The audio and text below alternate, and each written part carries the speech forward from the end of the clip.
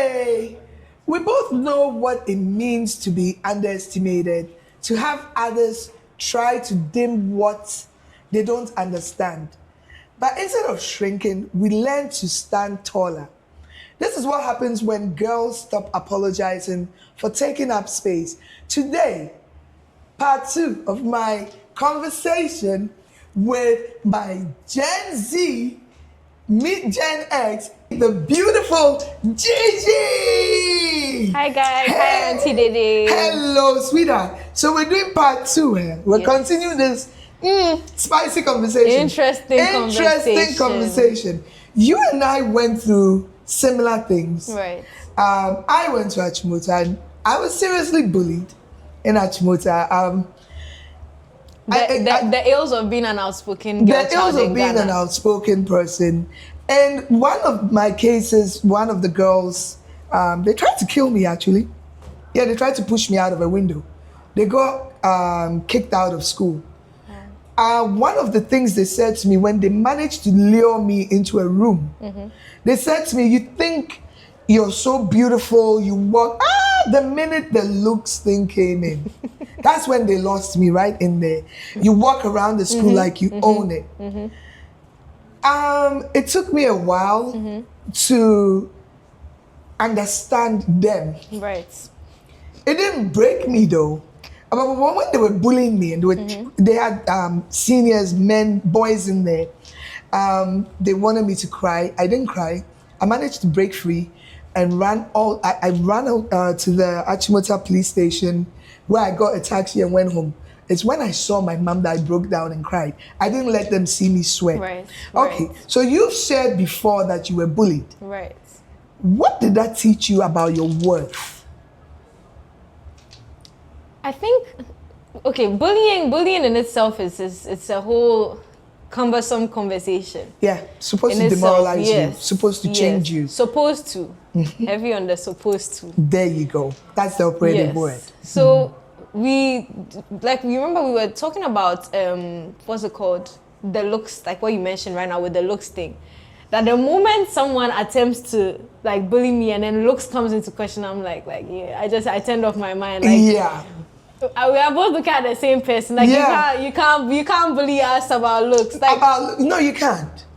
Something else, maybe you could try, but then when it comes to looks, our mind just tunes out. I just tune you out, and so yeah, you find that you don't incur the wrath of just females, but also male because it's like because of what you look like. Why do you see yourself? You know that exactly. You see yourself. Why are you intimidated by what I look like? Right. So, what advice would you give to someone who feels small now and seen or unheard? Because you don't feel small. We're not small people. Right. We're right in your face. Right. So, what advice would you give to someone who's not like us? I think the biggest piece of advice I could give to anyone who feels small or unheard is that your biggest asset is you. Your biggest asset is your voice, your looks, like owning who you are as a person. I'm not saying that like go out there and pick some crazy beliefs and like begin to adapt them and like expand on that. But then just be authentically you, be unapologetically you, like AkuyeDede said. I think the key to not feeling unseen and unheard anymore is to make yourself not unseen and unheard. Like own who you are as a person. That's what you need to do. And it doesn't mean being loud and obnoxious or being rude. Yes. It's just that you pick something, you stand by it. Exactly. You know that this is what I believe in and this is what I actually stand for. And I know this is who I am as a person. Don't be like shaken by things around you. Right. Because everyone believes this thing should be a certain way. If you believe it should be a different way, that's you, and then you stick to that because that's what you believe. Have your convictions and stick to them. Yeah. Okay. So as we're talking about looks, let's go with that. How do you navigate beauty? The beauty standards these days, in an age of filters and perfection. And by the way, can somebody please send me a note on how to filter pictures? Because I don't know how to do it. I don't know how to do them. But in an age of that, and I'm looking at you. You don't need it. I don't need it, really. You don't need it. You don't need it either. Zero makeup, just your lip gloss. This girl has zero makeup on. And my production manager just said to me, well, you have to have perfect makeup, theatrical makeup for this. I still don't know how to do it, but you're gonna have to get used to my face as it is. So how do you do that? You're not into the bleaching thing. You're not into the makeup thing. Tell us. So I think it ties back into being authentically yourself, being who you are. If you are confident and if you are comfortable and happy in your own skin, you won't feel the necessity to, not that makeup is bad. AkuyeDede has makeup on. I have lip gloss on. I was just having a debate with somebody, is lip gloss makeup or not? But yeah, the whole thing is that makeup isn't bad. Anybody can do makeup. I've done makeup at certain times in my life, but you shouldn't feel incomplete without it. That's the whole thing. When you're comfortable in your own skin, you're comfortable with who you are, you won't feel like, oh, I'm going this place, I have to do makeup. Like, it should be a thing of, if there's no time to do makeup, I feel perfectly fine being just natural as I am and then going wherever I'm going. There's nothing wrong with makeup or anything, but it shouldn't feel like a necessity. It shouldn't ever feel like a necessity. This is a 19-year-old Gen Z. Wow. So how do you personally define beauty and confidence today? You're good looking. I'll keep saying that. Does it have anything to do with how confident you are, or irrespective of your looks, you're still a confident person?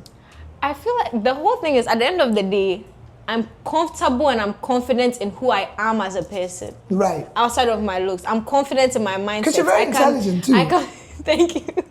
I can pick anything that I support, like any topic I support, and then like commit to it. So I feel like because of how confident I am as a person in my mindset, outside of my looks, like I'm so secure in myself that it's like, this is the icing on the cake, guys. I like that. So on top of my mindset and everything I'm comfortable in, I'm also very comfortable in my looks, very comfortable in my body. So it's a whole envelope of self-love, inside and out. Oh, that's what snap. Self-love. So, I love this. Guys, can you tell I love this little girl? I just love it a bit. So, how have your hardest moments shaped your strength, your voice, and your compassion? Because you've been through a lot. For a little girl, you've been through a lot. The bullying I heard was not good. So, you said, how did it shape me? Yeah, how did it shape you? How has it strengthened your voice? Right. You were bullied, yes. People tried very hard. Even recently in school, right. you scored very high on a quiz, and somebody went to lie that you cheated, and they found out it wasn't true, you didn't. Right. So, all of this, has it made you a compassionate person? Has it made you a tougher person? Has it made you more empathetic towards others? What has it done for you? I think so. At the end of the day, like we mentioned earlier, bullying is really about demoralizing someone. Exactly. It's about breaking your spirit. Exactly. Outspoken girl, why are you outspoken in the Ghanaian society? No one else is like that and all that. But I feel like at the end of the day, it has strengthened me as a person in that like I've never, my perception of myself has never really hinged on other people's views of me, opinions of me.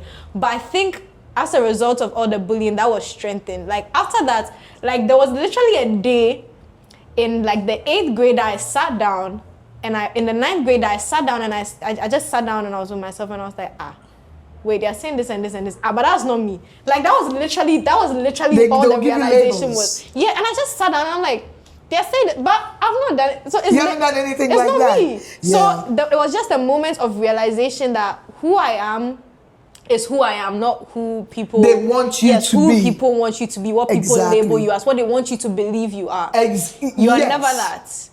At the end of the day, you are simply who you actually are. Exactly. So it was just a moment of just sitting down and realizing, and then that gave me this strength of mind that's from beyond the 11th grade up until now. I'm in my freshman year of college at Ashesi, and My brain is impenetrable at this point. Like, you can't say anything about me that I know that's not true that will actually like go into my mind. The amount of rumors I've heard about myself since going to college, I hear it. I'm like, okay, and they're like, that's what you're going to say. I'm like, it's not true.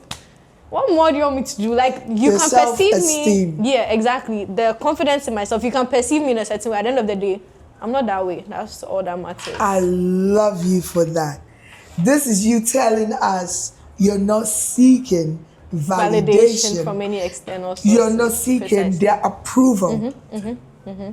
Okay. So, guys, if you've enjoyed this, we'll be back with part 3. Next segment. Hey, well, it's going to be hot. It's going to be hot. It's going to be hot. It's Gigi. And Dede. The parallels. Yes, the parallels. Gen Z, Gen X. We have a lot to say. Can you see? We finish each other's sentences. Guys. One mind. Oh my God. One mind. I tell you, we'll be back. ChitChat with AkuyeDede. Woohoo! Woo!